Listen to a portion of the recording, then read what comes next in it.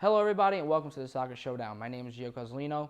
There were no Serie A matches to look at last week, but there was a World Cup qualifier match that Italy did play in. Italy defeated Albania 2-0 in Group G in their qualification group. Daniele De Rossi started off the scoring with the penalty in the first half before Ciro Immobile added a second goal in the second half to make it 2-0 and get the 3 points for Italy.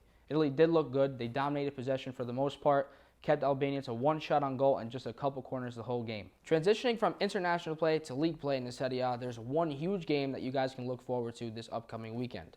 Napoli versus Juventus at the Stadio San Paolo. This rivalry between these two teams is one of the most historic in all of the Serie A. This time the match is headlined by Gonzalo Higuain's return to the San Paolo for the first time since joining Juventus in the summer. Higuain made a huge move for a lot of money, and a lot of Napoli fans now consider him a massive traitor. You can definitely expect boos all game long, whether he's touching the ball or just running around making runs. He's going to get booed by the Napoli faithful. This match has huge implications, especially for Napoli. Napoli is in third place right now in the Serie A, while Juventus is in first. And Napoli is trying to keep up with the Giallorossi Roma, who are leading them by 2 points for second place. However, if they lose and Juve gets the win, Juve can likely seal the Scudetto race and celebrate another title. Juventus is unbeaten in their last 14 games, 13 wins and just one draw, while Napoli has had a bit of a rough stretch outside of league play, but in league play have won 8 out of their last 10, only losing 1 and drawing 1 as well. Juventus hasn't looked as convincing this season. However, they still do feature a strong attack as mentioned. Higuain led the Serie A last season with 36 goals, a record-breaking season, and he's doing what he does best again at Juventus, joined by teammate Paulo Dybala from Argentina as well, who make a great couple up front in the attack. In the defense, they feature Andrea Barzagli and Giorgio Chiellini, who, although are in their later stages of their career, still produce and still get the job done.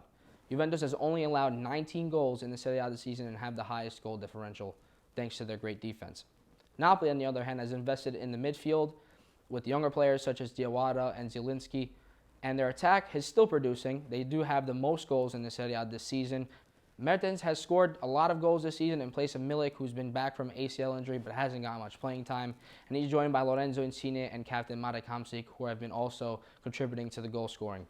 The two teams last played in the Coppa Italia first leg in Turin, which Juventus took 3-1.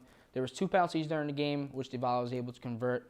And Napoli actually led that game but didn't have enough to get it done. With the race for second place being so close between Napoli and Roma, Napoli will have to win this game in order to keep pace.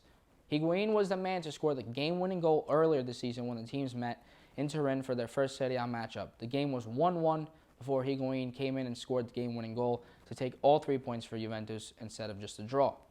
However, this time around at the San Paolo, with the fans behind them, I believe Napoli will have just enough to get the victory and the 3 points.